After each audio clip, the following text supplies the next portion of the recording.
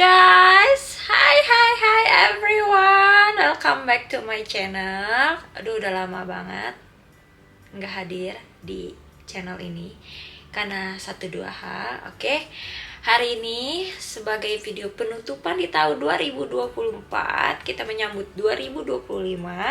Gue mau sharing 2 strategis untuk self help diri sendiri. Bagaimana kita menolong diri kita, bagaimana kita membantu diri kita dengan diagnosa yang kita miliki. Gue mau share 2 strategis yang selalu gue pakai untuk menjaga kondisi keadaan dengan kericuhan duniawi, kericuhan mental health juga bisa lebih stabil. Let's go ke videonya. Hi everyone, kembali lagi sama gua. Kali ini gua mau bagi 2 hal untuk self help atau cara membantu diri sendiri.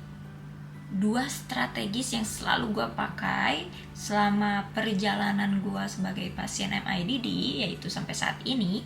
Jadi untuk menutup akhir tahun, gue mau bagiin 2 triknya ke kalian semua.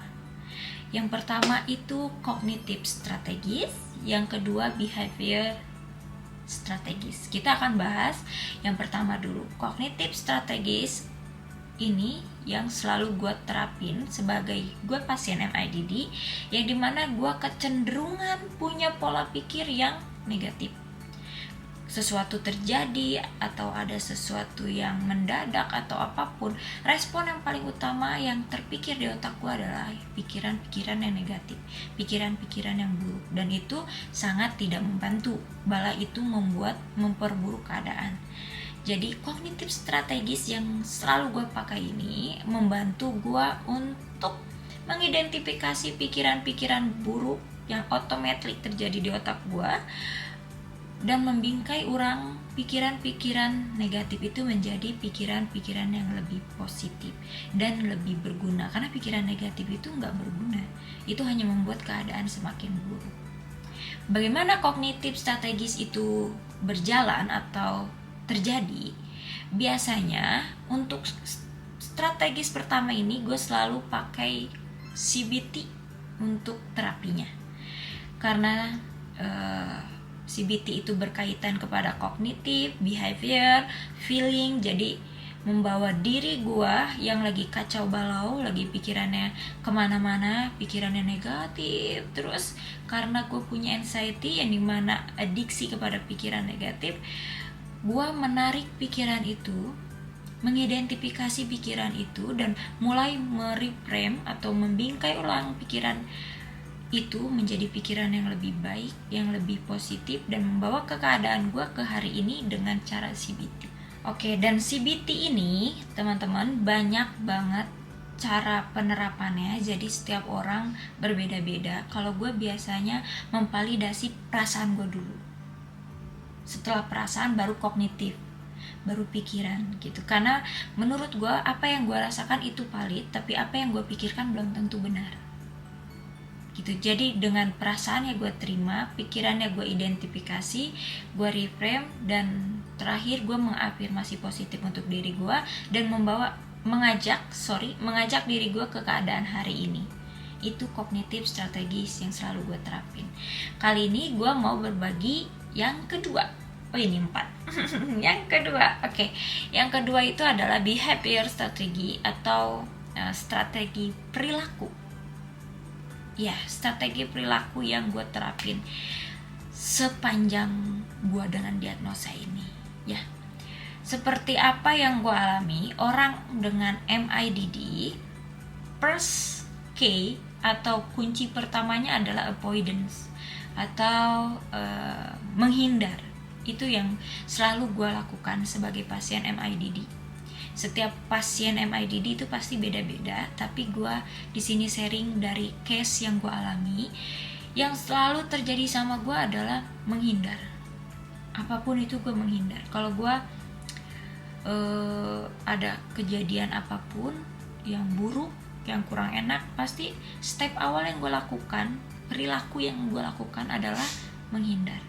Jadi kali ini gue akan membedah avoidance ini dan bagaimana gue membawa diri gue untuk tidak menghindar. Nah, ini strategis yang gue pakai. Nah, si avoidance atau menghindar ini seringkali merampas kebahagiaan, kesenangan, kesempatan yang seharusnya mungkin gue bisa rasakan, gue bisa alami.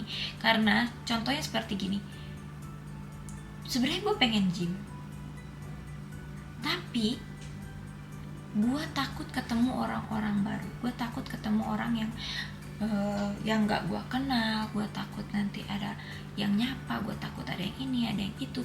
Terlalu banyak tuh pikiran negatif. Nah, itu harus pakai kognitif strategis yang pertama tadi. Pikiran negatif itu harus dikelola ya.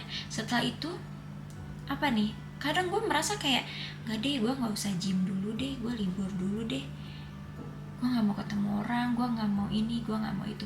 Akhirnya apa yang terjadi? Gue menghindar dari kenyataan, gue menghindar dari seharusnya gue gym, gue jadi gak gym, gue di rumah.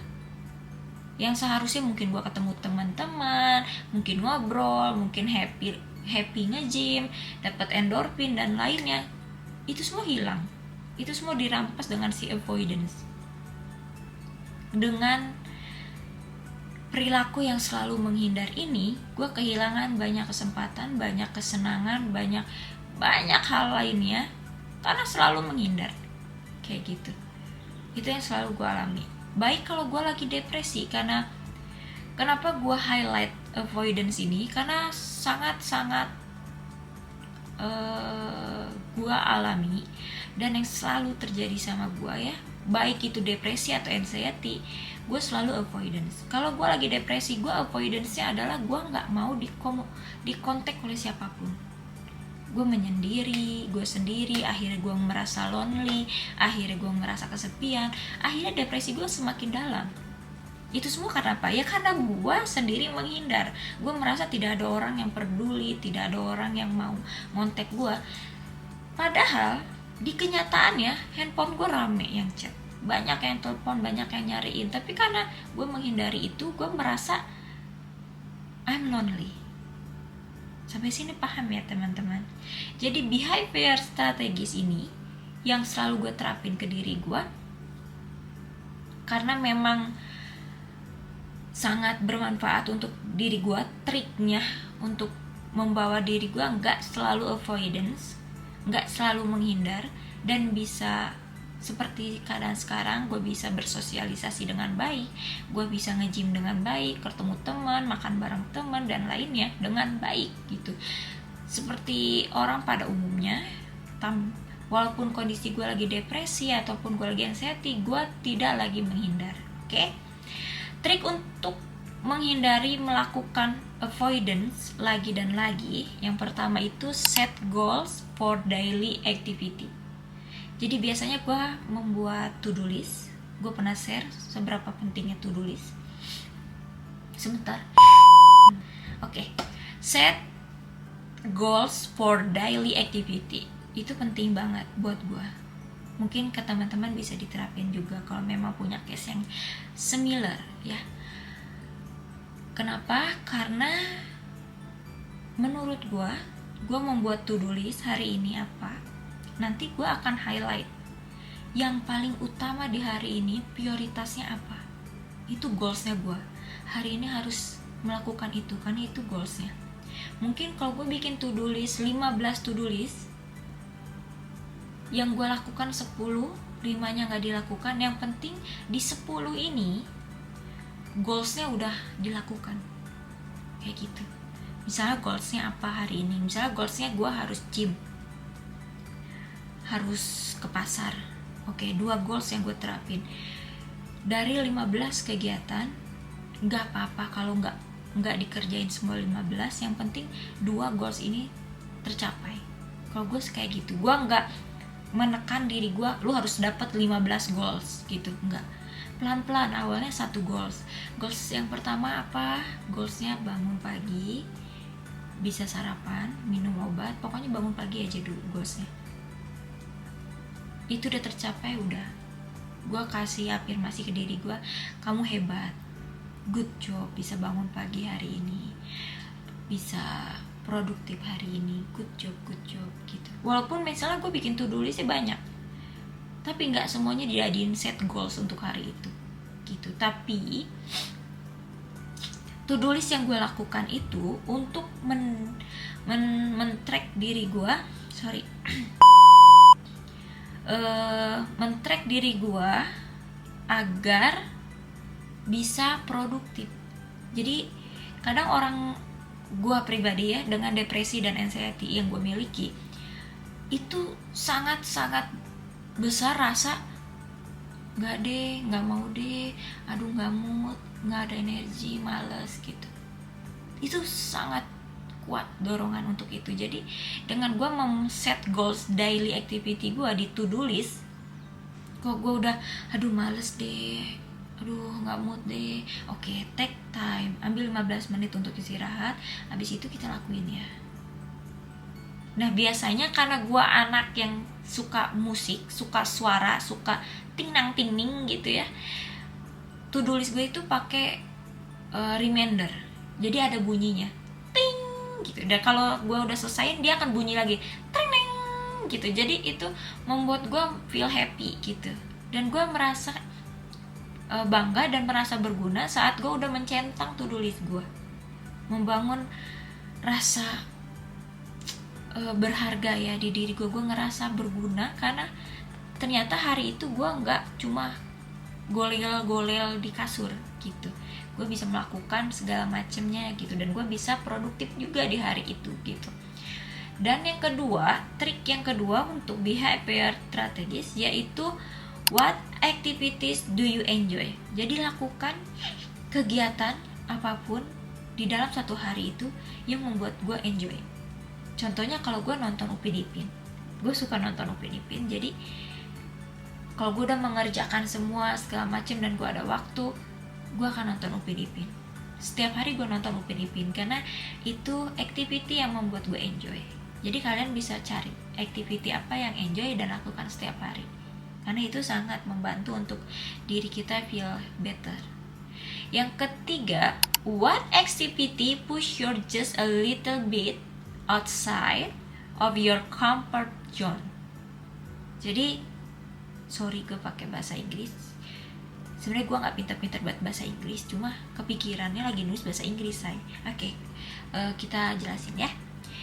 Jadi mendorong diri kita untuk melakukan aktivitas dan keluar dari zona nyaman. Kadang kalau pagi, kalau gue pribadi kalau bangun pagi tuh suka kehilangan energi gitu, dan terus kayak nggak mood ngapa-ngapain gitu, kayak gue nggak mood ngapa-ngapain, gue nggak mau gitu. Tapi bukan untuk nge-push too much, nggak nge-push terlalu harus semua dilakuin ini, itu kan maksa ya, nggak, cuma yuk kita lakukan pelan-pelan gitu. Karena kadang depresi yang terlalu lama itu membawa kita dalam kondisi yang zona nyaman, zona aman. Jadi kayak yaudahlah emang gue depresi, gue nggak mood, gue nggak ada energi, ya udah gue mau tiduran aja. Itu kan zona nyamannya kita sebagai orang depresi. Tapi dengan mengeset activity push little bit gitu ya, dengan tadi gue bilang push little bit, jadi push sedikit aja, nggak yang harus dalam seharian itu lu kerja nggak boleh ada istirahat, no, hanya push sedikit, keluar dari zona nyaman sedikit, karena memang itu perlu. Karena keadaan depresi itu membuat kita berada di zona nyaman dan yang nggak mau kemana-mana, jadi nggak bangun kemana-mana. Akhirnya kita merasa kok gue gini-gini aja ya, kok gue nggak guna ya, kok gue cuma tiduran aja ya. Jadi kita merasa guilty sendiri. Sebenarnya ada cara lain untuk kita tidak merasa guilty, yaitu dorong sedikit aja, sedikit, nggak perlu banyak. Dan yang terakhir adalah reward yourself. Give reward, kayak kasih aja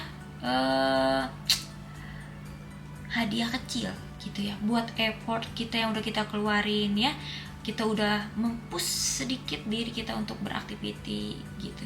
Kalau gue biasanya karena pagi males, gue itu penyakitnya di pagi, aduh gue males, gue nggak mau ngapa-ngapain, gue nggak mood, gue pengen rebahan dan gue pengen nonton Upin Ipin aja gitu. Kayak pokoknya itu di pagi tuh masalahnya, ya kan. Tapi sekarang gue tambahin activity, goals activity gue. Yang pertama tadi set goalsnya adalah jogging. Kalau gym gue udah jadi rutinitas gue kalau gym. Jadi udah bukan set goalsnya gue lagi, tapi set goalsnya gue adalah pagi jogging, bawa Alicia jogging kayak gitu. Jadi gue kalau bangun pagi langsung siap-siap bawa Alicia jogging. Si lo ya say. Oke. Jadi itu set goalsnya gue sekarang. Gue sharing ya guys. Itu trik-trik yang gue gunakan untuk behavior strategis. Jadi kalian bisa banget bikin set goalsnya apa, yang mau di-push sedikit apa, mau kasih yang terakhir rewardnya apa, terus activity yang membuat enjoy itu apa. Nah itu pikirin deh. Dalam sehari itu harus dimasukin. Sehari kita mungkin butuh waktu 30 menit, 15 menit untuk melakukan activity yang kita rasa enjoy, karena itu perlu gitu. Terus reward tuh nggak melulu beli tas branded ya guys. Kalau gue nggak sampai yang segono-gono deh, nggak. Gue paling kayak oke, gue kasih reward hari ini gue makan coklat. Seharian gue udah ngelakuin semuanya, gue lihat tuh do list gue semuanya udah dicentang. I'm proud of myself. Dan oke, rewardnya kali ini makan es krim Aicha gitu, atau beli misue gitu ya. Sesimpel itu aja, nggak yang besar-besar. Tapi kalau kalian misalnya udah ngelakuin rutinitas sebulan, 2 bulan, kalau sekarang gue jaraknya 3 bulan gue bisa rutin melakukan set goals activity gue biasanya ngasih reward untuk diri gue. Kalau gue suka beli seperti ini guys nih, kayak gini. Gue suka beli gantungan kunci gitu. Ya udah ya, yang simple aja tapi menyenangkan diri kita, karena kita perlu menghargai dan memberi reward atas upaya usaha yang kita lakuin. Oke, segitu guys untuk penutupan tahun ini. Gua banyak kegiatan, jadi sorry banget nggak bisa bikin banyak video. Segitu aja dari gua. Semoga hopefully bisa membantu kalian menutup akhir tahun ini. Happy Christmas and Happy New Year. Kok Happy Christmas? Sorry, Merry Christmas and Happy New Year. Bye bye.